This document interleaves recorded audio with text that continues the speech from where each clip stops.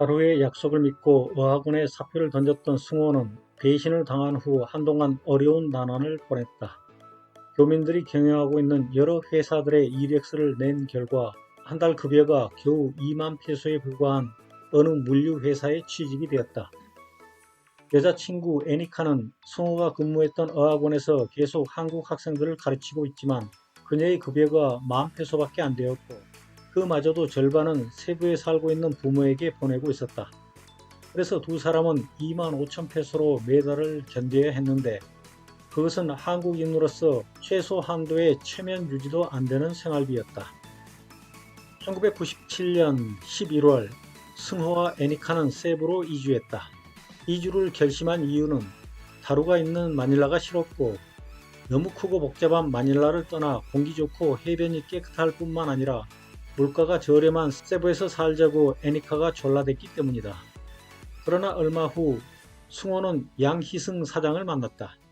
희승은 겨울방학을 이용하여 어학연수 중인 외아들을 방문하러 세부에 들렀고 승호는 그 어학원에 취직하여 일하고 있었다. 희승은 전원주택 건설을 하는 조그마한 회사를 경영하고 있었는데 한국의 IMF 사태로 회사 사정이 어려워지자 새로운 사업을 찾기 시작하던 무렵이었다. 그는 승호를 만나 얘기를 나누다 보니 더미들의 어리석고 순종적인 성격을 이용하면 노력하지 않고도 큰돈을 벌 수 있겠다는 생각이 들었다. 그는 승호를 친동생처럼 여기며 수시로 밥과 술을 사주었다. 어느 날 희승과 승호는 사업을 함께 하기로 약속했다. 사업 자금을 준비하기 위해 희승은 부도 직전의 회사에서 치밀하게 조성한 비자금을 애니카의 통장으로 빼돌리기 시작했다.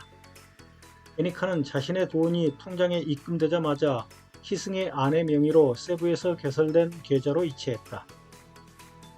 1998년 3월 5억 원의 자금이 확보되자 희승은 세부로 들어왔고 그의 회사로 만기가 되어 돌아온 어음들은 줄줄이 부도가 났다. 승호와 애니카에게는 고맙다는 인사와 함께 4만 페소를 주었다. 그 무렵 어학연수를 마친 아들은 호주에서 살고 있는 여동생 집으로 보내 그곳에서 학업을 계속하도록 조치했다. 어학원을 퇴사한 승호는 희승과 함께 돌아다니다가 세부시의 남쪽에서 1헥타르 규모의 비어있는 정부 땅을 발견했다. 그들은 곧바로 코필개발회사라는 부동산 회사를 설립한 후 정부와 협상하여 50년 임대 계약을 체결했다. 회사의 주주들과 지분은 승호 40%, 애니카와 그녀의 가족들 60%로 구성했다. 하지만 회사 설립이나 사무실 유지 비용 같은 금전적인 부분은 모두 희승이 부담했다. 3개월이 지난 어느 날 승호는 한국인들만을 위한 별장마을이라는 멋들어진 팸플릿과 청사진을 들고 입주자들을 모집하기 위해 한국으로 왔다. 회사의 홈페이지에는 세부시장이 공문서 형식으로 보내온 격려사를 게재했기 때문에 홍보가 아주 쉬웠다.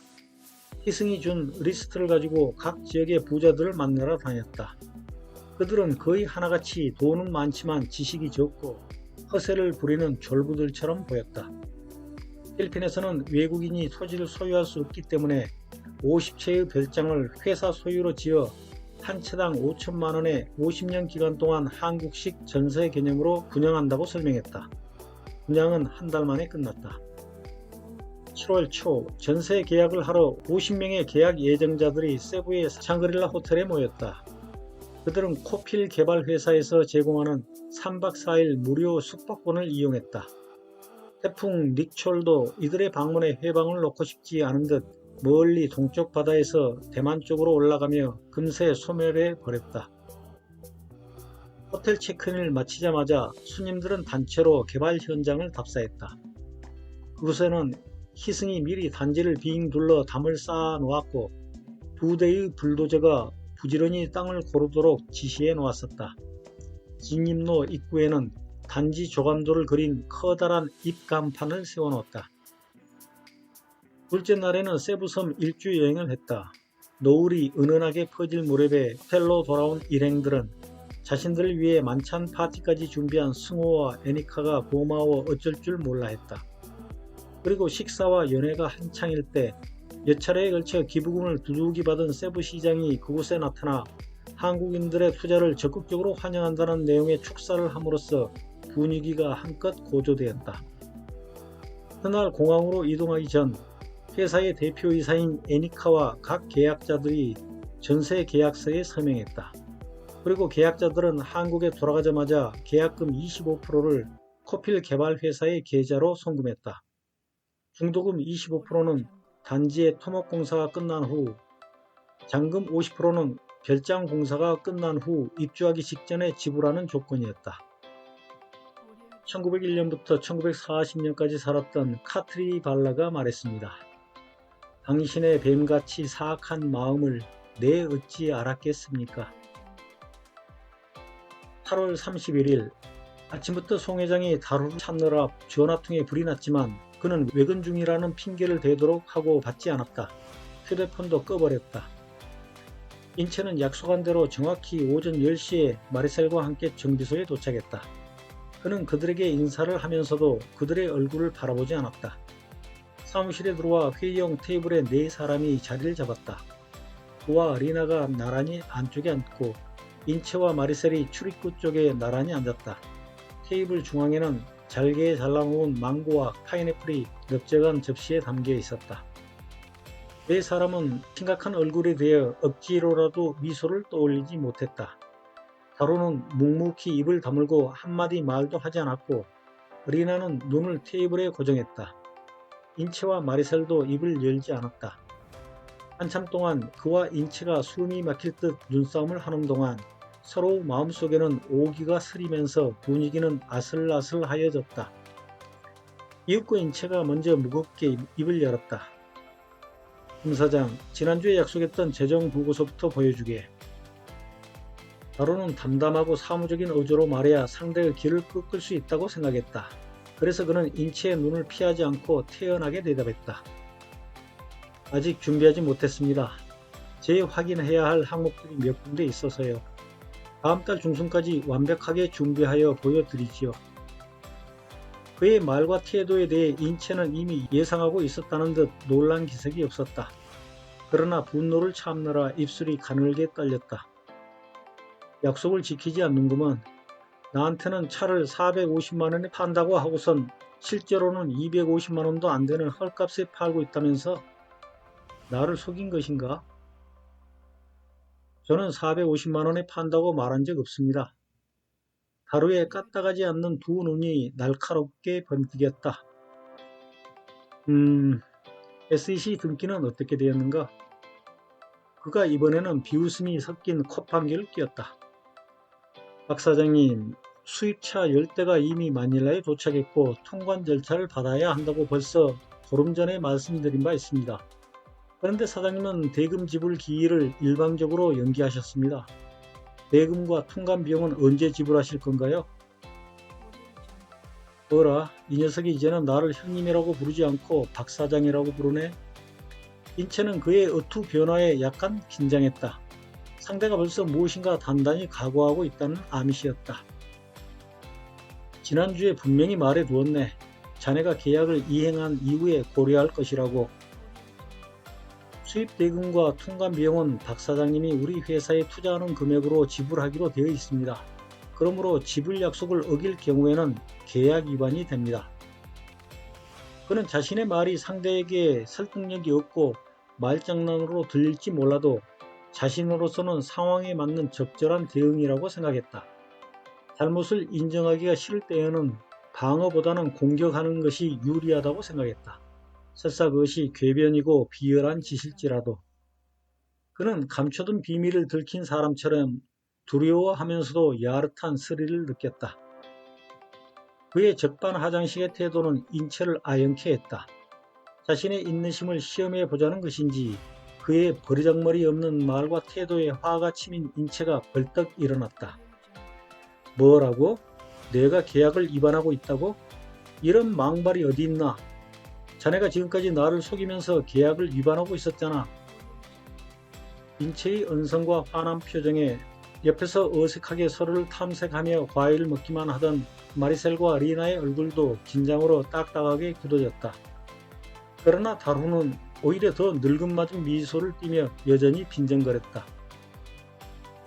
제가 해야 할 계약서 조건들은 다음 달 중순까지 해드리겠다고 하지 않았습니까? 그러니 박 사장님은 당장이라도 사장님의 의무를 이행하십시오. 만약 한국의 수출업자가 클레임을 걸거나 통관지형으로 비용이 추가되면 박 사장님이 책임져야 합니다. 계약을 자네 멋대로 해석한다고 자네 의도대로 내가 끌려갈 것이라고 생각하나? 박 사장님이 어떤 생각을 가지고 있는지 모르겠지만 사장님이 원하는 대로 할 경우 저도 계약에 따라 법적 책임을 물을 것입니다. 나야 이곳 다 정리해버리고 한국 돌아가면 되지만 박 사장님은 계속 이곳에서 사업을 하셔야 하잖아요. 그렇다면 깔끔하게 정리하세. 내가 투자했던 돈 돌려주고 계약 취소하세. 계약 취소하고 싶다면 그렇게 하세요. 그러나 투자한 돈은 돌려줄 수 없습니다. 돌려줄 돈도 없고요. 인체가 무서운 눈길로 달후를 쏘아보았다. 숨막히는 정적이 계속되었다. 인체의 얼굴은 화를 참느라 붉게 달아올랐다. 이에 질서라 다루의 눈은 아기로 번득거렸으며 야비한 미소를 짓고 있었다. 그의 얼굴에는 잔인한 힘의 기운이 서려 있었다. 1년 전부터 그의 가슴 속에서는 돈에 대한 탐욕과 악이 빠르게 자라고 있었는데 그것이 때를 만나 외부로 분출되기 시작했다. 리나는 겁을 집어먹고 안절부절 못했다. 사무실 안에는 팽팽한 긴장감이 흘러 그녀를 질식시킬 듯 했다. 잠시 후 인체가 마리셀의 손을 이끌어 사무실을 나섰다. 서로 작별의 인사도 없었다.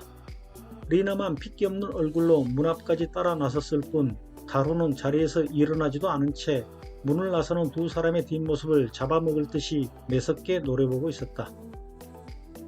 다음날 그는 교민정보지 업자들에게 연락하여 광고를 실었다. 정비소의 전면 사진과 도색이 끝나 바이어를 기다리고 있는 중고차의 사진도 함께 실은 광고 문화는 이러했다.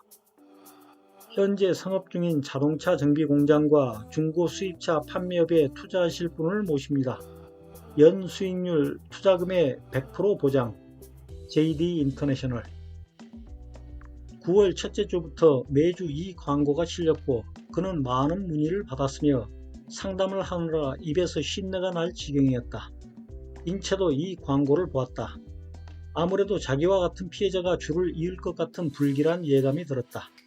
그래서 인체는 다루에게 전화를 걸어 9월 말까지 투자금을 돌려주지 않으면 투자 계약서에 따라 한국에 가서 고소할 것이라고 최후 통첩을 했다. 그때까지만 해도 인체는 그가 얼마나 음험하고 악질적인 인간성을 숨기고 있는지 알지 못했다. 다루가 8월 말까지도 송금하지 않고 9월 중순까지도 자꾸 이 핑계 저 핑계를 대자 송 회장이 예고 없이 마닐라에 나타났다. 송 회장이 묵은 숙소는 한국인들이 자주 찾는 여관급 호텔이었는데 조그마한 호텔 로비에는 항상 교민 정보지가 비치되어 있었다. 마닐라 도착 몇 시간 만에 송 회장이 정보지에서 다루가 낸 전면 광고를 보게 된 것은 그의 운이 끝나가고 있다는 것을 묵시했다. 내 허락도 받지 않고 감히 내 회사에 투자자를 모집해? 이런 쌍놈의 새끼. 광고에 경악을 금치 못한 송 회장은 분노가 머리끝까지 뻗쳤다. 그는 즉시 평소 친하게 지내던 서면 사시미파 두목에게 전화를 걸었다. 다음날 조폭 행동대원 2명이 마닐라에 도착했고 송 회장과 함께 JD 정비소 사무실에 찾아갔다. 느닷없이 들이닥친 송 회장과 2명의 조폭을 보자마자 허옇게 질린 다루는 사무실 시멘트 바닥에 무릎을 꿇고 두 손을 싹싹 빌었다. 그렇지만 송 회장의 흉측하고 사나운 표정은 한치도 누그러들지 않았다. 부자들은 돈 문제에 있어서 의리나 인정 따위를 갖지 않는다. 송 회장은 자신을 속인 다루를 당장 때려 죽이고 싶은 듯 그에게 글러 옮겨놓기 혐오스러운 온갖 쌍욕과 고함을 질러댔다. 그는 바닥으로 시선을 떨어뜨린 채 치욕을 고스란히 당하고만 있었다. 아니, 치욕이라는 생각조차 들지 않았다. 그와 같은 부류의 인간, 즉 강자에게 약하고 약자에게 강한 인간들은 워낙 처언해서 스스로의 비굴함에 부끄러운 줄도 모른다. 그 광경을 지켜보고 있는 험상궂게 생긴 어깨들 두 녀석의 얼굴에 짜증스럽고 빈정거리는 표정이 어렸다. 리나는 벌건 대낮에 그것도 자신의 사무실에서 하루가 그전까지 친하게 지내던 송 회장에게서 모욕을 당하는 것을 보고 당황했다. 영문을 알 길 없는 그녀는 사무실 밖에서 서성이면서 두려움이 엄습해오는 가슴을 부여안고 눈물을 흘렸다. 잠시 후 어깨들의 두툼한 주먹과 발들이 그의 얼굴을 사정없이 가격했고 꿇어앉은 그의 무릎을 무참히 짓밟고 걷어찼다. 그들의 폭행은 점차 난폭해져 갔다.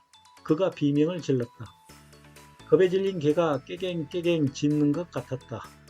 리나가 기겁하여 경비를 불렀지만 송 회장에게서 제법 큰 액수의 보너스를 받은 경비원은 못 들은 척했고 오히려 호기심 어린 이웃들과 지나가던 행인들이 기웃거리자 멀리 쫓아내버렸다. 직원들도 어디론가 숨어버렸는지 아무도 보이지 않았다. 그는 이번에 위기를 모면하더라도 언젠가는 송 회장이 동원한 조폭에게 병신이 되거나 죽임을 당할 수도 있겠다는 두려움에 휩싸였다. 비굴한 인간들은 그렇게 심한 일을 겪으면 상당히 기가 꺾이게 마련이다. 육체가 지치니 천한 그의 정신도 지쳐버렸다. 결국 그는 죽느니 차라리 바보가 되자 하는 심정으로 그가 가진 돈 전부를 송 회장에게 양도하는 각서를 썼다. 그에게는 삼촌의 모텔에서 슬쩍 했던 돈, 기장군청에서 일하면서 소소하게 그러나 꾸준히 받았던 뇌물, 퇴직하면서 받았던 돈과 박인채가 송금했던 돈을 모아둔 통장이 있었다. 그 돈이면 송 회장은 송금받아야 할 잔금과 필리핀을 오가면서 술과 여자들에게 썼던 비용, 그리고 조폭을 동원한 비용까지 회수하고도 조금 남았다. 송 회장 같은 부자들이 가지고 있는 철학이 있다. 빼앗는 것을 겁내지 않고 주저하지 않는 사람만이 돈을 벌 수 있다. 목적을 달성한 송 회장은 피를 흘리며 쓰러져 있는 한때의 졸개이자 고향 후배였던 다루를 남겨두고 어깨들과 함께 그날 밤 비행기로 부산으로 돌아갔다. 그리고 두 사람은 영영 결별했다. 송 회장이라는 끈이 떨어진 다루는 이미 드러난 사기 본성 이외에도 그동안 숨겨놓았던 잔혹한 본성을 끄집어내어 광택을 내기 시작했다. 이제 남은 것은 악마의 이빨에 물리면 얼마나 고통스러운지를 박인채가 알도록 해주는 일 뿐이었다. 아니, 필리핀은 모든 것이 느려 터졌기 때문에 인체에게 자각이 빨리 일어나도록 만드는 일이었다. 며칠 후 그는 사설 경비회사에서 일하고 있는 리나의 형부인 마카리오와 그의 상관을 만났다. 박인채와 마리사를 협박하여 돈을 뜯어내기 위한 방법을 상의하기 위해서였다. 필리핀의 사설 경비회사는 현지 경찰이나 검찰 또는 군 간부들이 실제 오너인 경우가 많다. 2시간 동안의 미팅을 끝낸 후 그는 마카리오와 그의 상관인 경찰 강도에게 약간의 사례비가 들어있는 봉투를 건넸다. 고향 친구 승호에게 뒤통수를 얻어맞으면서 한 수 배웠던 바가 있다. 신세를 지고 도움을 받았다면 술이나 밥으로만 때우지 말고 반드시 돈으로 보상하라. 그가 소송 계획을 꺼내자 처음에 리나는 반대했었다. 인체를 계속 함께 일하도록 압박하는 수단일 뿐이라며 그녀를 속여보려고 했지만 어린애가 보아도 졸렬하게 짝이 없는 수법이라서 그녀가 선선히 협조해주지 않았다. 그러자 그의 말을 듣지 않으면 당장 한국으로 가서 다시는 돌아오지 않겠다고 소리를 지르고 화를 냈다. 앞으로 그녀의 부모나 친척들을 도와줄 수 없다고 선언했다. 밤마다 술에 취해 돌아와서는 그녀와 그녀의 여동생에게 행패를 부렸다. 그녀와 그녀의 언니, 형부가 덤이라고 관공서에 폭로하여 모두 감옥에 넣어버리겠다는 협박까지 해대자 결국 가난하고 나약한 리나는 그에게 협조할 수밖에 없었다. 그녀는 이미 맛이 간 그를 무서워하기 시작했다. 독을 품은 가시와 같은 존재로 여겨지기 시작했다. 검찰에 고소장을 제출할 때 리나는 검사 앞에서 선서를 했다. 필리핀에서는 고소장에 적은 진술이나 첨부한 자료가 거짓일 경우 위증죄로 처벌받는다. 그녀는 훗날 죗값을 치르는 한이 있더라도 당장 그와 헤어져서는 안 될 것 같았다. 애가 태어나면 그가 착한 사람으로 거듭날 것이라고 믿었기 때문에 그때까지는 무슨 짓이든 시키는 대로 하기로 작정했다. 그 무렵 리나의 복부는 눈에 띄지 않을 정도로 아주 미세하게 불러오기 시작했다. 10월 하순경 인채와 마리셀은 캐손시 검찰에 출두하여 횡령죄로 조사를 받으라는 통지문을 받았다. 고소인은 JD 인터내셔널의 리나였다. 그들은 너무나도 황당한 상황에 아연실세했다. 돈을 투자하고도 투자한 돈을 회수하지도 못했는데 도리어 횡령죄라니. 그들은 급히 변호사를 물색하여 대응했다. 리나가 두 사람을 횡령죄로 고소한 근거는 JD 인터내셔널 통장에 있던 공금을 이사회 의결 없이 임의로 블루오즈 계좌로 이체했다는 것이었다. 인체는 투자와 거래에 대한 근거가 되는 투자계약서를 증거로 제출할 수 없었다.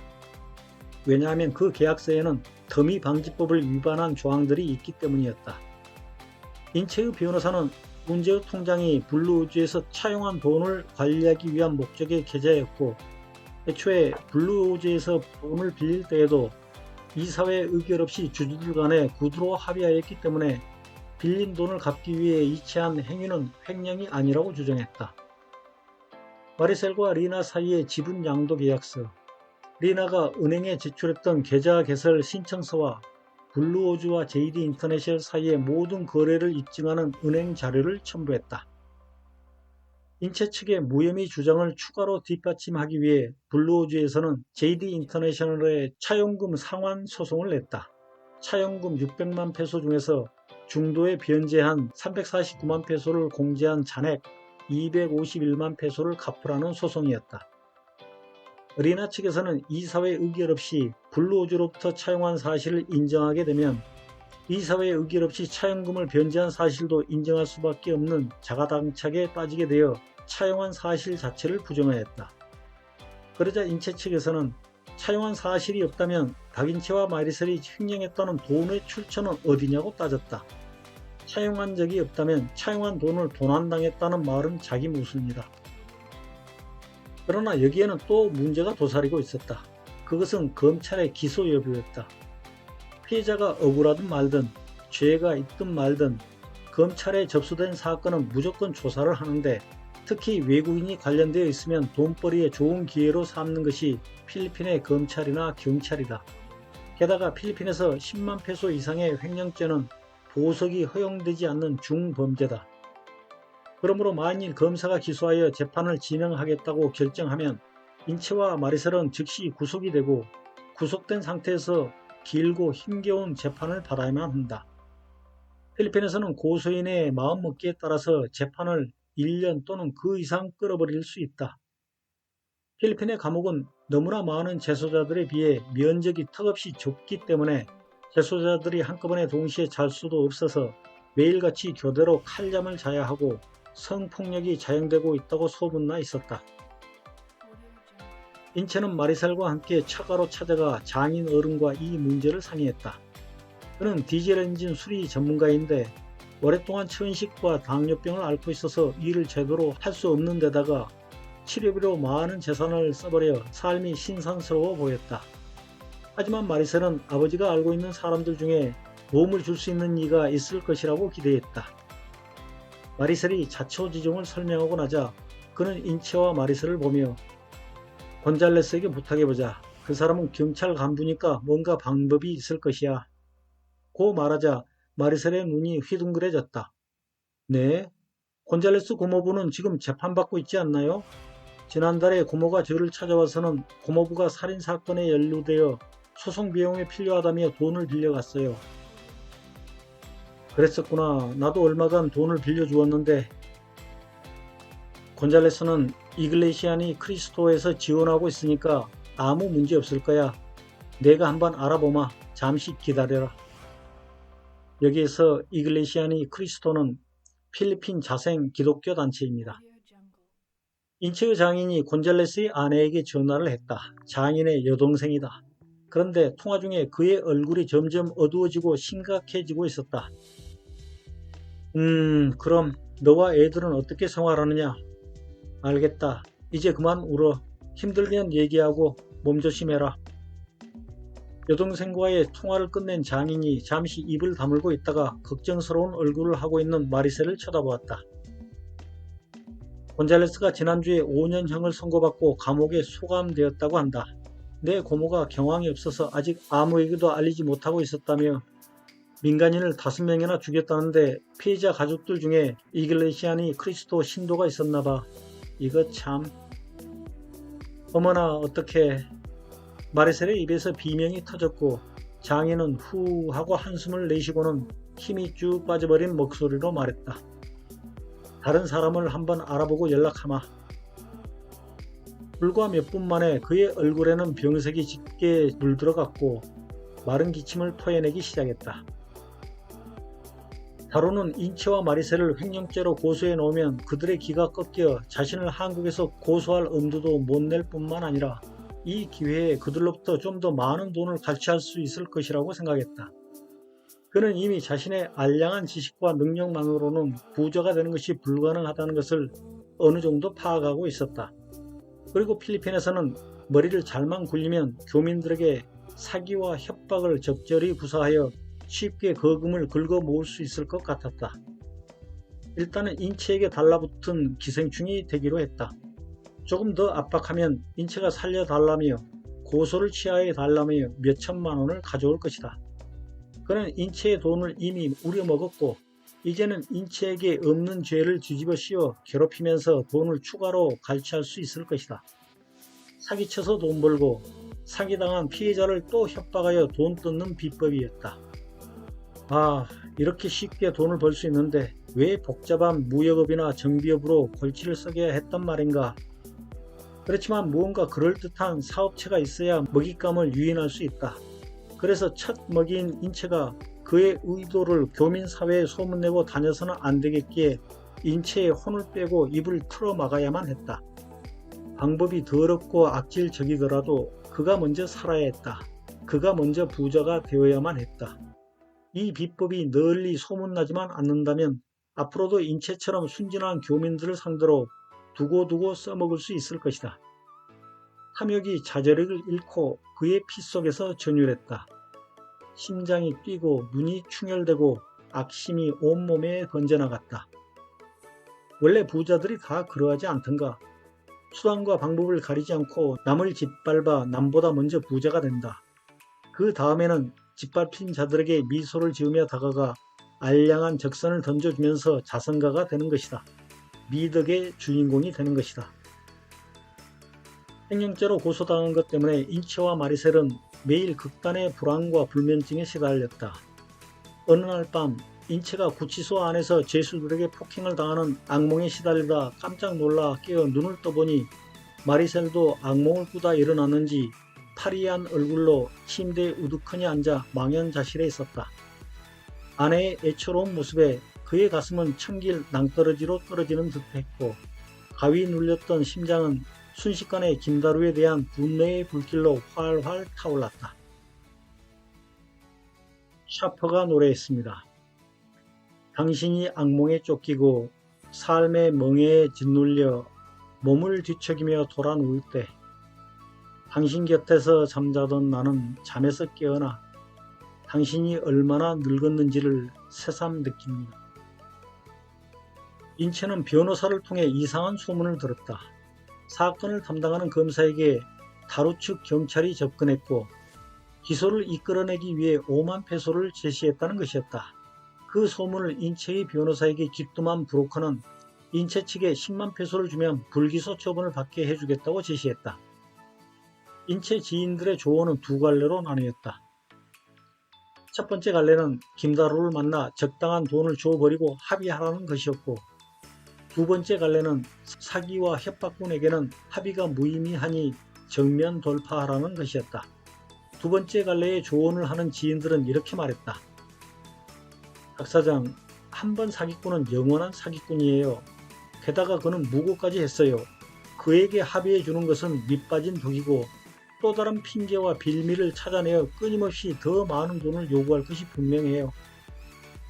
인체는 정면 돌파를 결심했다. 산티아고 노인의 독백처럼 사내 대장부라면 죽을 수는 있을지언정 사기꾼이나 협작꾼에게 질 수는 없는 노릇이었다. 한편 다루는 인체가 물러서지도 않을 뿐더러 한국에 가서 자신을 사기죄로 고소할 것이라는 소문을 들었다. 그는 자신의 예상대로 상황이 돌아가지 않고 있어서 용기가 꺾이는 느낌을 받았다. 하지만 이제 와서 되돌리기에는 너무 늦었고 너무 멀리 와 버렸다. 그래서 바퀴벌레 죽이듯 인체를 발 뒤꿈치로 확실하게 밟아 지니겨 놓아야겠다고 마음먹었다. 그래서 마카리오의 상관인 경찰 간부를 다시 만나 검사에게 제시할 금액을 상향 조정했다. 이제 검사가 구속 기소할 것인지 아니면 무혐의 처분할 것인지는 어느덧 비공개 입찰 형식이 되어버렸다. 인체는 아내가 감옥에 들어가는 것만큼은 어떻게든 막으려 갖은 애를 쓰고 다녔다. 주위 사람들은 인체와 마리셀의 수심에 가득 찬 얼굴을 보면서 혀를 내둘렀고 다루를 비난하는 소문은 푹푹 찌는 열대의 바람을 타고 마닐라 교민사회 이곳저곳으로 날아다녔다. 교민들은 이제 그가 가까이 오는 것을 싫어했다. 그와 말을 섞는 것조차도 꺼렸다. 그가 무섭기도 했지만 그에게서 사기를 당한 후 더미를 사주한 무고까지 당하고 싶지는 않았다. 한편 다루는 검사 측에서 요구하는 가격이 계속 올라가고 인체와 마리셀이 구속되는 경우에는 변호사를 고용하여 한국에서의 소송을 끝까지 진행할 것이라는 소문을 접하자 마음이 흔들렸다. 그뿐만 아니라 그에 대한 나쁜 평판이 퍼지고 있어서인지 투자를 결정했던 교민 두 사람이 돈을 입금하기 직전에 석연찮은 이유를 대며 투자를 취소해버렸다. 또 다른 투자 예정자는 최근 들에 그의 전화를 받지 않고 있었다. 그는 어느덧 오기와 절망 사이를 위태롭게 넘나들기 시작했다. 그는 마카리오와 경찰 간부를 다시 만나기로 했다. 이번에는 리나가 동행했다. 경찰은 처음에 만났을 때와 변함없이 자신만만하고 위압적인 모습으로 나타났다. 은밀한 대화가 10여 분간 오간 뒤 경찰이 말했다. 미스터 킴, 이 사건을 해결하는데 얼마를 쓸 생각이요? 글쎄요. 요즘 워낙 경기가 좋지 않아 여윳돈이 없어서 7만 페소 이상은 어려워요. 좋은 방법이 없을까요? 그렇다면 7만 페소를 주시오. 미스터 박과 마리셀을 제거해 주겠소. 네? 제거한다는 말은 그 사람들 죽여주겠다는 말이요? 그렇소. 리나가 치마를 세게 움켜쥐었다. 소름이 끼쳤던지 그녀는 그때 온몸을 파르르 떨었다. 곁에 있던 마카리오가 리나와 다루를 번갈아 쳐다보면서 나직이 속삭였다. 우리 보스가 그런 일을 여러 번 했지만 한 번도 실수한 적도 없고 발각된 적도 없어요. 믿어도 됩니다. 다루가 주저하는 표정을 짓자 경찰이 나직이 말했다. 필리핀에서는 아직도 마약 관련 범죄가 많다는 것을 미스터 킴도 잘 알 것이요. 특히 말라떼 지역은 아주 심해요. 마닐라에서 마약에 연루되어 있는 한국 사람들도 여럿 있다는 정보를 나는 가지고 있어. 자, 이제 내가 쓸 살해 방법을 일러주리다. 다루가 바짝 다가서며 귀를 기울이자 경찰이 음험한 미소를 지으며 말을 이었다. 미스터 박이 혼자 거리를 걸어 다닌다거나 혼자 차를 운전하고 다닐 때 내 휘하에 경찰이 뒤를 밟다가 인적이 드문 곳에서 총으로 그를 쏠 것이요. 그 경찰은 미리 준비한 마약을 그의 몸에서 나온 증거라고 제시하면서 마약 소지 혐의로 조사하려 했는데 그가 저항하면서 권총을 탈취하려 하여 우발적으로 쏘게 되었다는 진술서를 작성할 것이요. 그 사건의 조사는 내가 직접 하거나 내 친구가 할 것이니까 한두 명의 목격자가 있어도 상관없어. 대체로 목격자들은 경찰이 관련된 사건에 참견하는 것을 꺼려하오. 마닐라 구치소에 수감되어 있는 마약 딜러들 중에 말 잘 듣는 놈을 골라서 미스터 박이 예전부터 그 딜러와 마약을 거래했었다는 진술서를 받아놓으면 모든 게 완벽해져요. 죽은 자는 원래 말이 없는 법이니까 반대 진술은 불가능하지 않소. 어떻소 미스터 킴? 마카리오와 경찰은 서로를 쳐다보며 흐뭇하고 잔인한 미소를 교환했다. 그가 고개를 끄덕이며 얼굴과 어깨를 폈다. 그러나 리나의 얼굴은 사색이 되어 있는 것이 어찌 꺼림칙했다. 알겠소. 좀 더 생각해보고 연락하겠소. 그가 결론을 미룬 채 미팅을 마무리하려 하자 경찰과 마카리오가 실망하는 눈치를 보였다. 그는 슬며시 지갑을 꺼내어 얼마간의 돈을 세어 경찰과 마카리오에게 쥐어주고 난 후 자리에서 일어났다. 리나는 두려움이 질주해오는 듯한 느낌을 떨쳐내지 못한 채 얼른 그의 뒤를 따라 나섰다. 그녀의 얼굴은 귀신처럼 창백했다. 폰도로 돌아온 후 극도로 불안정하고 신경이 날카로워진 리나는 그의 살인 청부 계획에 노골적으로 반대했다. 신경질적으로 목소리를 높이다가도 때로는 애원하는 목소리로 그의 팔을 붙들고 늘어졌다. 그 사람들은 우리를 돕기 위해서 투자한 사람들이잖아요. 돈을 투자하고는 우리한테서 한 푼도 돌려받지 못한 사람들인데 왜 당신이 그들을 죽이려고 해요? 그가 리나의 손을 거칠게 뿌리치며 화를 버럭 냈다. 너는 상관하지 마. 그리고 지금부터 이 일에 관여하지 말고 알려고도 하지 마. 안 돼요. 절대 안 돼요.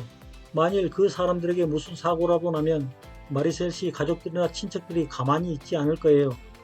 우리하고 소송 중이라는 것은 다 소문나 버렸는데 당신과 내가 제일 먼저 조사를 받게 될 게 뻔하잖아요. 제발 그만두세요. 네? 그녀가 울부짖으며 사정했지만 마음만 먹이면 누구에게도 뒤지지 않을 만큼 흉악하고 냉정한 남자가 될 수 있을 거라고 생각하고 있던 그였기에 그녀의 나약한 태도가 역겨워졌다. 그러니까 지금부터 이 일에 관여하지 말라고 했잖아. 그러나 그녀는 포기하지 않고 매달렸다. 두려움과 무기력감으로 온몸이 마비가 되는 것 같았다. 내가 이미 알고 있는데 나중에 조사받게 되면 어떻게 모른다고 거짓말을 해요? 다른 것은 모두 당신이 시키는 대로 하겠어요. 하지만 이건 정말이지 원치 않아요. 제발 그러지 마세요. 부탁이에요. 제발. 이게 지금 누구 편을 드는 거야? 나하고 같이 살기 싫어? 정말 꼴 같자는 게 보자 하니까. 그는 무서운 표정으로 그녀를 노려보며 고함을 질러댔다. 순간 그녀에게마저 살의를 느꼈다. 그러자 마침내 그녀는 참고 있었던 슬픔과 공포에 짓눌린 흐느낌을 토해냈다. 저 멍청하고 소심한 년 때문에 일을 제대로 못하겠군. 그는 뜻대로 움직여주지 않는 리나가 지겨워 견딜 수가 없을 지경이었다. 그는 생각했다. 그나저나 리나가 협조하지 않는 이런 상황에서는 살인 청부가 나에게 오히려 위험하고 돈은 다 떨어졌고 인체를 죽여버리면 돈은 누구한테 갈취하지? 사기칠 만한 놈들은 낚싯밥을 물지 않고 있고 18놈의 새끼들. 리나를 향해 끓어오르는 분노를 간신히 억누른 그는 시든 배추 속잎 같은 심정으로 집을 나와 술집으로 향했다. 그의 스트레스는 언젠가부터 술과 창녀가 애모해주고 있었다. 그날 밤에도 자포자기해버린 그의 심사가 알코올과 엉망으로 뒤섞이자 강렬하고 추한 성욕을 불러일으켰다. 자정이 한참이나 넘은 시간 아무렇게나 고른 술집 여자와 함께 모텔로 들어간 그는 탐욕과 알코올의 더러운 찌꺼기들을 싸구려 창녀의 질 속에 오줌 갈기듯 아무렇게나 사정했다. 그리고 송장처럼 널브러졌다. 1998년 11월 26일 거실에 있는 텔레비전에서 계속 한국 뉴스가 흐르고 있었다. 대도라고 불린 조서영이 16년의 감옥살이 끝에 석방되었다는 소식도 들려왔다. 하루는 시종 우울하고 짜증스러운 표정으로 짐을 챙겼다. 부산으로 돌아가는 밤 비행기를 타기 위해서였다. 리나는 두렵고 불안한 마음을 진정할 수 없어서 눈물만 흘리고 있었다. 며칠째 잠을 설친 그녀의 얼굴은 피곤하고 고달픈 기색이 역력했다. 그녀의 뱃속에서 자라고 있는 아기에 대해서는 아직 그에게 말하지 않았다. 얼마나 지났을까?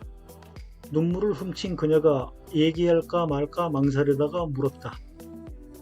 오늘 가시면 언제 돌아오실 거예요?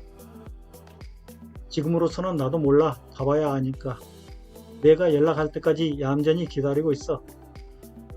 그는 전날 밤보다 더 냉정한 목소리로 대꾸했다. 거칠게 짐을 꾸리면서 바쁘다는 듯 그녀를 쳐다보지도 않았다. 될 대로 되라는 심정이 확연히 드러났다. 그녀는 사무치게 미워하는 눈으로 그를 쏘아보았다. 그를 향해 절교하고 싶었지만 그러지 못했다. 입술만 꼭 깨물고선 어찌해야 할지 몰랐다. 버림받는 두려움과 슬픔에 벌겋게 짓무러진 눈이 쓰라렸다. 모든 끝장은 단호해야 한다. 그가 속으로 중얼거리면서 큼직한 여행용 가방을 끌고 방을 나섰다. 택시 타는 데까지 후들거리는 가슴을 부여안고 뒤따라 나온 그녀를 껴안아 주지도 마지막 키스도 해주지 않았다. 리나는 어둑해진 거리에 비참한 기분으로 서 있었다. 고통과 불안, 현기증 때문에 제대로 서 있기도 어려웠다. 그는 택시가 서자 불만에 찬 몸짓으로 바로 곁에 서 있는 그녀를 외면하고서 택시 안으로 쏙 들어가 버렸다. 그녀는 해야 할 마지막 말을 끝내 그에게 전하지 못하고 가슴 깊숙이 묻었다. 또다시 부옇게 젖어가는 눈동자 속으로 택시는 점점 작아지면서 아련히 사라져갔다. 1867년부터 1916년까지 살았던 나스메 소세키가 말했습니다. 한번 마음먹은 일을 중도에서 포기하는 건 어쩐지 미련이 남는다.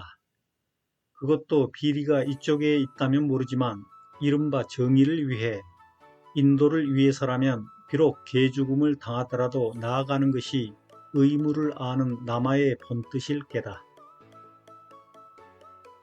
12월 중순, 인체는 광주로 가서 달후를 사기죄로 고소했다. 고소인 조사를 받는 동안 죄가 없으니 긴장할 필요가 없는데도 마음이 조였다. 며칠 뒤 그 사건은 다루의 거주지인 부산경찰서로 이송되어 버렸다. 얼마 후 다루는 피고소인 조사를 받기 전에 예전 송 회장의 심부름을 받던 시절에 사귀었던 임영길 형사를 만났다. 아니, 김다루 씨, 필리핀에서 사업가로 성공했다는 소문이 자자하던데 부산에는 어쩐 일이시오? 임 형사님 잘 계셨지요? 필리핀 사업은 어떤 사기꾼 교민을 만나 다 틀리고 얼마 전에 돌아왔어요. 역시 외국에 나가면 한국 놈들 조심하라는 말 빈말이 아니더라고요. 아니, 어떤 새끼가 감히 우리 김영을... 그나저나 뭐 하나 부탁할 일이 있어서 만나자고 했어요. 그 사기꾼이 오히려 나를 고소해서 그러는데 혹시 북부경찰서에 아는 사람 있어요? 북부경찰서요? 잘 아는 사람은 없지만 우리 조직이야 한 사람 건너면 다 알게 되어 있으니까. 담당 수사관이 누구요? 잘 되었네요. 내 사건을 담당하는 사람이 임성일 수사관이니 잘 좀 말해 주시오. 내가 필리핀 현지 문화하고 현지법을 몰라 사기를 당하고도 오히려 한국에까지 쫓겨와서 사기죄로 고소를 당했지 뭡니까? 알겠어. 임 수사관과 친한 형사를 찾아 얘기해 두겠어. 그런데 언제 조사받으러 오라 하던가요? 다음 주 월요일 아침 10시입니다. 그래요? 시간이 별로 없군. 김영, 내 말 잘 들으시오. 한국 수사관행이 예전과 많이 달라졌어.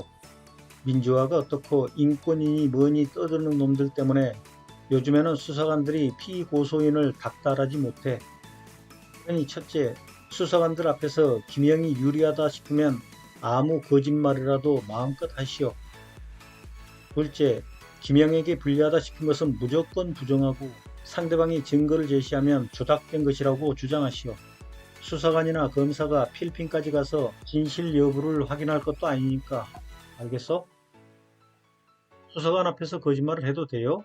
필리핀에서는 수사관 앞에서 허위 진술하면 위증죄로 처벌받는데 그런 것은 필리핀 같은 후진국에서나 해당되는 것이고 선진국 대한민국에서는 거짓말한다고 처벌하지 않소. 일단 검찰이 기소하지 못하도록 하는 것이 가장 중요하니까 수사관 앞에서는 거짓말이든 뭐든 무조건 당신에게 유리하도록 말하시오. 내가 임 수사관에게는 불기소 의견으로 검찰에 송치하도록 손을 써 놓을 테지만 그렇더라도 기록에 남아야 하는 조서에는 무조건 김영에게 유리한 것만 말하고 불리한 것은 모조리 부정하고 거짓말로 둘러대시오. 한 달 후 경찰서에서 인체와 다루는 대질 조사를 받았다. 다루는 모든 사실 부정하고 거짓말을 했다. 박인채가 제출한 자료는 모두 필리핀 사람들이 박인채와 공모하여 조작한 것들이라고 진술했다. 인채는 그가 진술하는 도중에 그의 주장이 거짓이라며 증거를 요구했다. 그러나 수사관은 짜증을 내며 다루가 진술할 때 방해하지 말 것과 인채에게 질문할 때만 말하라고 소통을 쳤다. 그러면서 인채가 요구했던 사항들에 대해서는 나중에 일부러 잊어먹은 척 무시하고 넘어갔다. 다루의 거주지 경찰서에서 조사하니 같은 동네 사람이라고 그를 편들고 있는 것인가? 혹시 매수당한 것일까? 하는 의심과 불만이 치솟았다. 수사관의 불공정한 태도에 대해 경찰청 감사실에 진정서를 낼까 생각하다 그만두기로 했다. 경찰서 바깥에는 줄곧 그악스럽고 차가운 바람이 불고 있었다. 3시간에 걸친 조사를 받는 동안 인체는 심신에 금이 간 듯 고통스러웠지만 꼭 해야 할 일을 한다는 생각으로 버티었다. 그렇게도 꼼꼼하고 치밀한 성격임에도 남편과 같은 한국 사람이라는 이유 하나로 선뜻 믿어준 아내를 생각하니 너무나 미안했다. 아직도 필리핀 검찰에서는 이쪽 저쪽을 저울질하며 입찰 가격을 높이고 있었기 때문에 그로 인해 아내의 불안과 스트레스가 쌓이고 있었고 요 몇 달 새에 10년 이상 늙어버린 것 같아 가슴이 미어졌다. 거슬려게야 조사를 마치고 경찰서를 나온 인채는 부모님이 살고 계시는 광주로 가기 위해 버스를 탔다. 차창 밖으로는 간간히 눈이 내리고 있었다. 문득 힐레드 허세인이가 청개의 찬란한 태양에 적었던 말이 떠올랐다. 눈송이 하나하나는 이 세상 어딘가에서 고통받고 있는 피해자의 한숨이다. 그 모든 한숨이 하늘로 올라가 구름이 되어 작은 눈송이로 나뉘어 아래에 있는 사람들 위로 소리 없이 내리는 것이다. 마닐라로 돌아온 후 인체는 다루가 거짓으로 진술한 부분들에 대해 조목조목 지적하고 설명한 진술서를 써서 증거 자료와 함께 동봉하여 담당 수사관에게 보냈다. 사건을 검찰로 송치할 때 그 편지와 증거 자료를 반드시 함께 보내달라고 부탁하는 문구도 잊지 않았다. 혹시 누락할지 모르니 한 부씩 복사하여 보관했다. 하지만 한 달 후인 1999년 2월 경찰서에서는 무혐의 의견으로 사건을 검찰에 송치했고 검찰청에서는 즉시 무혐의 처분 증거 불충분이라고 통지서에 찍었다.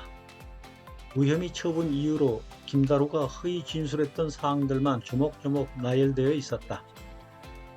2달 뒤 이번에는 인채가 광주경찰서에서 조사를 받았다.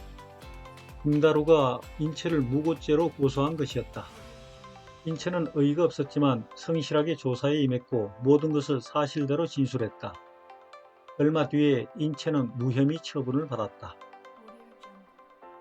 그 무렵 승호는 애니카의 명의로 별장 계약자들을 4월 25일부터 27일까지 다시 세부로 초대했다. 반지 토목공사가 끝났다는 보고와 함께 현장 확인과 친목 도모를 위한다는 초대 목적을 적었다. 그리고 중도금 25%는 1999년 4월 말까지 코필 개발 회사의 계좌로 송금하라는 통보를 맨 아래에 명기했다. 1년 전의 일정과 같이 첫날은 단지를 조성하고 있는 현장 방문, 둘째 날은 세부시장 초청 만찬, 셋째 날은 친목 도모를 위해 가까운 보홀섬으로 단체 여행을 계획했다. 그런데 둘째 날부터 태풍 케이트의 영향으로 호텔 안에서만 시간을 보냈다. 이 태풍은 이상하게도 필리핀 역사상 태풍이 거의 발생하지 않는 민다나오 섬 인근에서 발생했다. 그리고 태풍은 보통 매년 5월 말 또는 6월 초부터 발생하는데 이 태풍은 4월 말에 발생했다. 자연이 인간의 비정상적인 행위를 미리 알고 경고했었던 것인데 그 자리에 초대받은 사람들은 그 누구도 아무런 예감을 받지 못했다. 오히려 1년만 더 기다리면 대망의 2000년대가 되고 그때부터 필리핀에서 가장 유명한 관광지인 세부에 그림 같은 별장을 소유하게 된다는 꿈에 부풀었다. 그리고 그들은 서로 이웃 사촌이 될 것이기에 미리 친분을 쌓느라 바빴다. 첫 번째 모임에서도 그랬지만 두 번째 모임에서도 양희승은 모습을 드러내지 않았다. 모든 행사는 멋진 차림의 승호와 명품으로 치장한 애니카가 주관했고 모든 공식 서류에는 애니카가 서명했다.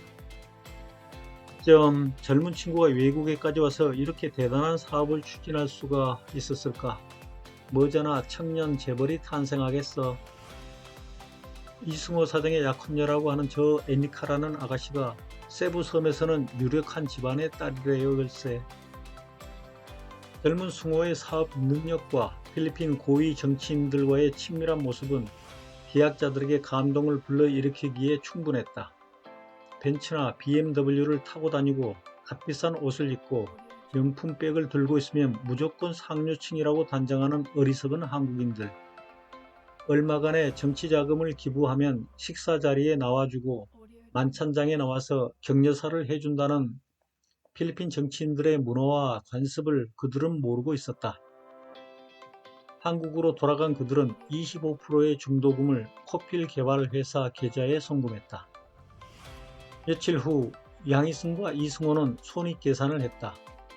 계약금과 중도금 입금 총액 12억 5천만 원, 지출은 2년치 땅 임대료 100만 페소를 포함하여 승호의 한국 출장 경비, 단지 토목공사 비용과 손님들의 호텔 숙식 비용, 기타 경비 등 약 1억 5천만 원이 소요되었다. 110만 불이 남았으니 승호 너는 30만 불을 가져라. 그것을 가지고 당분간 어디든 숨어 지내는 것이 좋을 것이다.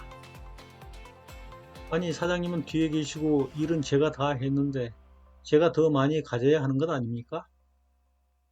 무슨 소리야? 이 계획은 처음부터 내가 짰고 내 돈으로 시작했잖아. 양희승이 발끈했다. 하지만 승호는 침착한 어조로 조용히 말했다. 그렇다고 해도 저하고 애니카가 아니었다면 사장님 혼자서 무슨 재주로 이 일을 성사시킵니까? 그리고 투자자들이 고소하면 저하고 애니카에게 큰 문제가 생깁니다. 소송 비용도 생각해야 하고 앞으로 몇 년이 될지 모르지만 숨어 지내야 하는 비용도 만만찮을 테고 하지만 사장님께서 BMW를 사주시고 여러가지 행사에 돈을 쓰셨으니 15만 불을 드리겠습니다. 뭐라고? 너 지금... 양희승은 책상을 탕 치며 자리에서 벌떡 일어났다. 그의 일그러진 얼굴 근육은 푸들푸들 경련을 일으켰고 벌겋게 달아올랐다. 화염이 이은 듯한 무서운 눈빛이 두터운 안경을 뚫고 나와 승호에게 내리꽂혔다. 하지만 승호는 씁쓸한 비웃음만 띄울 뿐이었다. 110만 불의 잔액이 들어있는 통장은 코필 개발회사 명의이고 승호가 통장 관리인이다. 승호가 한 푼도 주지 않으면 양희승으로서는 어쩔 도리가 없다. 오래전부터 칼자루는 승호가 쥐고 있었다. 희승은 정신이 번쩍 들었다. 계획부도를 낼 때부터 사취하는 방법을 승호에게 가르쳐준 사람이 바로 그 자신이었다. 부동산업을 미끼로 한국인 투자자들을 유인하기로 했을 때 승호도 이미 사기꾼이 되었지 않은가. 사기꾼들은 자신 외에는 그 누구도 믿지 않는다는 철칙을 그가 잠시 망각하고 있었던 것이다. 그의 실수였다. 창밖에는 소슬한 안개비가 내리고 있었다. 며칠 뒤 양희승과 그의 아내는 15만 불을 받은 후 뒤도 돌아보지 않고 세부를 떠났다.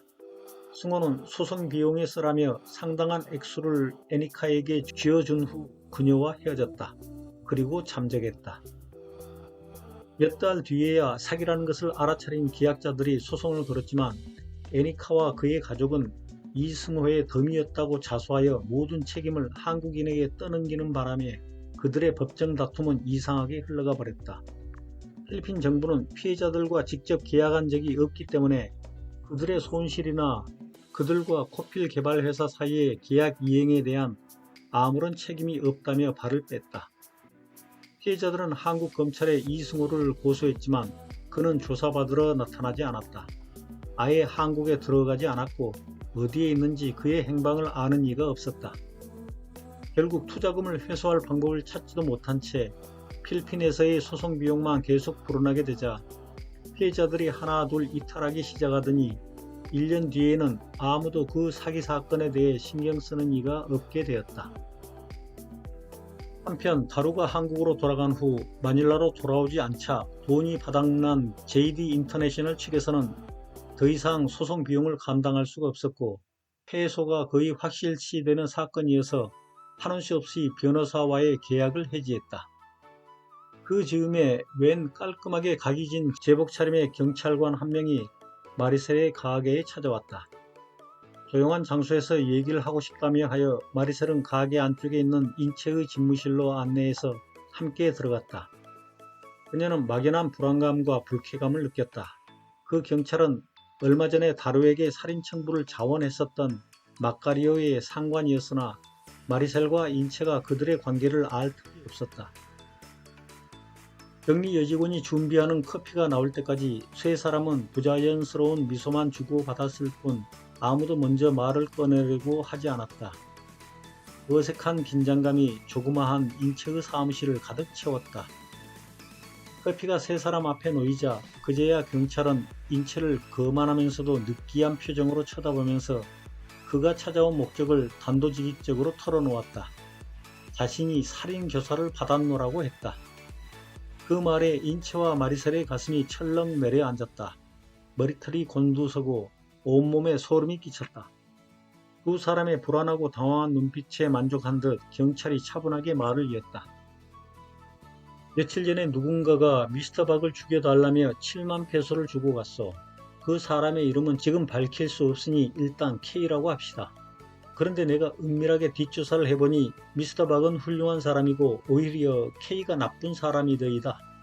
그래서 받았던 돈을 돌려주었어. 미스터 박이 나에게 7만 페소를 준다면 K를 제거해 주겠소. 만일 살인이 꺼려진다면 5만 페소만 주시오. 그러면 K가 나에게 살인 교사였다는 진술서를 써주겠소. 그 진술서가 현재 당신이 진행하고 있는 소송들에 유리하게 활용될 수 있을 것이오. 경찰은 설명을 끝내고 나자 뻔뻔스러운 얼굴로 신뢰를 둘러보고는 인체에게 언제 필리핀에 들어와서 언제부터 사업을 해왔느냐, 어떤 비자를 가지고 있느냐, 애들은 어느 학교에서 공부를 하고 있느냐는 등 엉뚱한 질문들을 쏟아냈다. 그러자 인체는 그의 질문에 잠시 성의 없이 응대하다 화장실에 가는 척하며 사무실 밖으로 나갔다. 그러자 마리셀도 눈치를 채고 남편을 뒤따라 나갔다. 인체에게는 필리핀 생활의 철칙이 몇 개 있는데 그 중에 하나가 필리핀 경찰은 그가 누구이든 설사 아주 가까운 친척이라 하더라도 믿지 않는다는 것이다.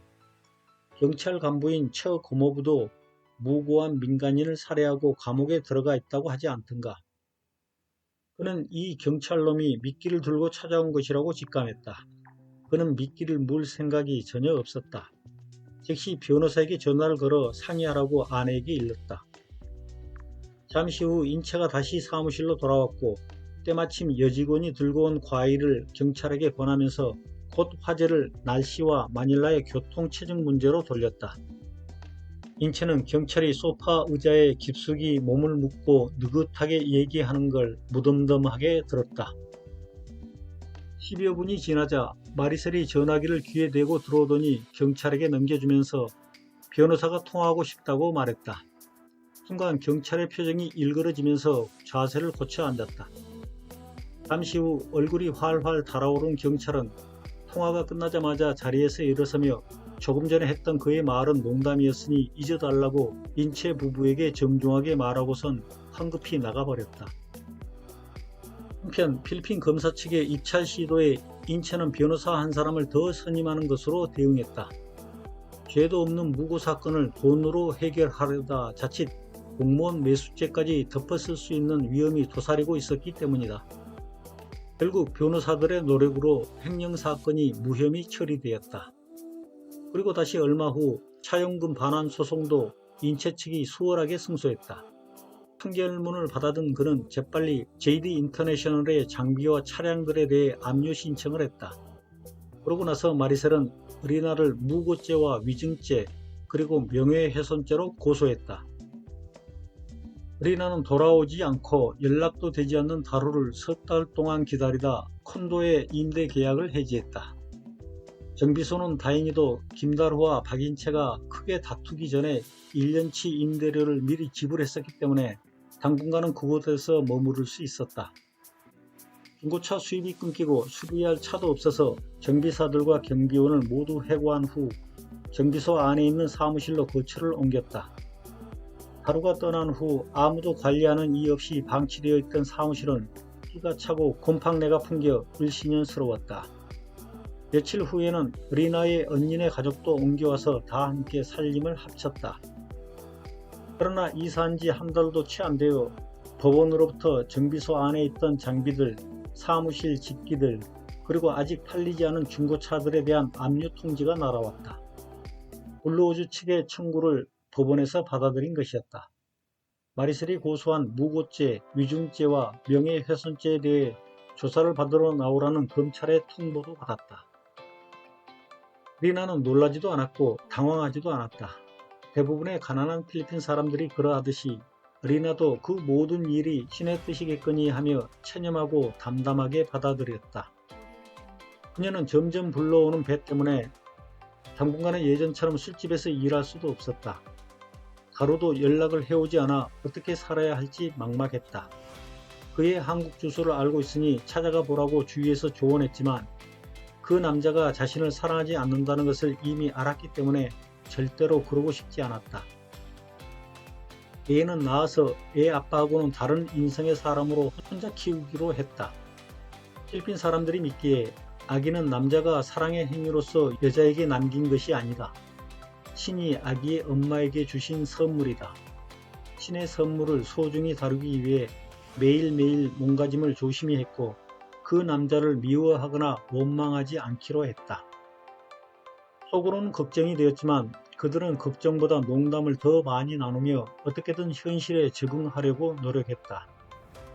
여태까지 리나의 도움을 받아왔던 부모와 형제들이 이번에는 한마음으로 리나를 돕기 시작했다.